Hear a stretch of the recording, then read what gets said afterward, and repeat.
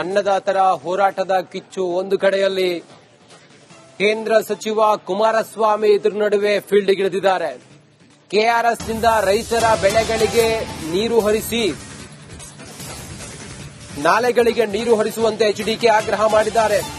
ರೈತರು ರೊಚ್ಚಿಗೇಳುವ ಮುನ್ನ ನೀರನ್ನ ಕೊಡಿ ಅಂತೇಳಿ ಹೇಳ್ತಾ ಇದ್ದಾರೆ. ನಾಲೆಗಳಿಗೆ ನೀರು ಹರಿಸಬೇಕು ಅಂತೇಳಿ ಎಚ್ಡಿಕೆ ಆಗ್ರಹ ಮಾಡ್ತಾ ಇದ್ದಾರೆ. ಕೆಆರ್ಎಸ್ನಿಂದ ರೈತರ ಬೆಳೆಗಳಿಗೆ ನೀರು ಹರಿಸಿ, ರೈತರು ರೊಚ್ಚಿಗೇಳುವ ಮುನ್ನ ನೀರು ಕೊಡಿ, ರಾಜ್ಯ ಸರ್ಕಾರಕ್ಕೆ ಕೇಂದ್ರ ಸಚಿವ ಎಚ್ಡಿಕೆ ಆಗ್ರಹ ಮಾಡುತ್ತಿದ್ದಾರೆ.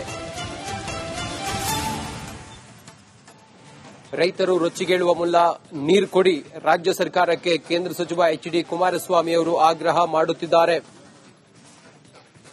ಕೆಆರ್ಎಸ್ನಿಂದ ರೈತರ ಬೆಳೆಗಳಿಗೆ ನೀರು ಕೊಡಿ ಅಂತೇಳಿ ಎಚ್ಡಿ ಕುಮಾರಸ್ವಾಮಿ ಅವರು ತಾವೊಂದು ಪೋಸ್ಟ್ ಮಾಡಿದ್ದಾರೆ. ಒಂದು ತಿಂಗಳಿನಿಂದ ಬೆಳೆಗಳಿಗೆ ನೀರು ಕೊಡಿ ಎಂದು ಮಂಡ್ಯ ರೈತರು ಅಂಗಲಾಚುತ್ತಿದ್ದರು. ಈ ಸರ್ಕಾರ ಕಿವಿ ಕೇಳದ ಹಾಗೆ, ಕಣ್ಣು ಕಾಣದ ಹಾಗೆ ಜಾಣ ಕುರುಡುತನವನ್ನ ಪ್ರದರ್ಶನ ಮಾಡುತ್ತಿದೆ ಅಂತೇಳಿ ಇದೊಂದು ಪೋಸ್ಟ್ ಹಾಕಿ ಆಕ್ರೋಶವನ್ನ ಹೊರಹಾಕ್ತಾ ಇದ್ದಾರೆ.